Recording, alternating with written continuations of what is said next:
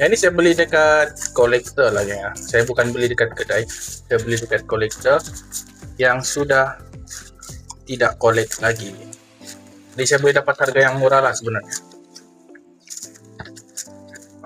Ini free postage dan diskaun 13%.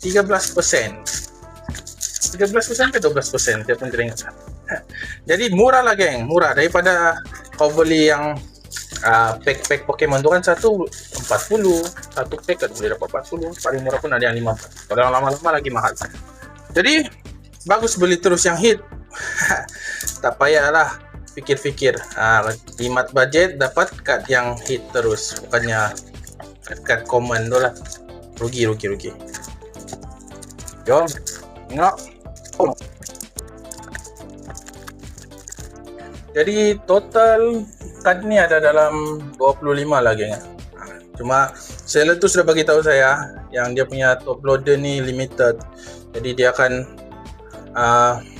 sebelum tu saya keluarkan dulu lah kan. Saya keluarkan dulu kad-kad ni. Okey geng, jadi sudah saya keluarkan semua daripada top loader. Jadi jom kita tengok apa saja Pokemon yang kita dapat, yang saya belilah.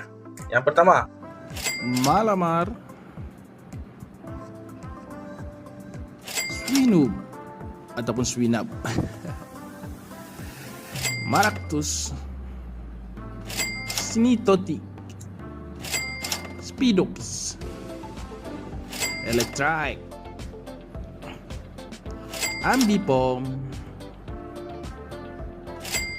Ninjax, Clamperl, Orbital, Snover, Nimble, Delibird, Tangela, Wooloo, Ludicolo, Karkadet, Garganak, Heliptile, Stunfisk, Strudel, Clawitzer,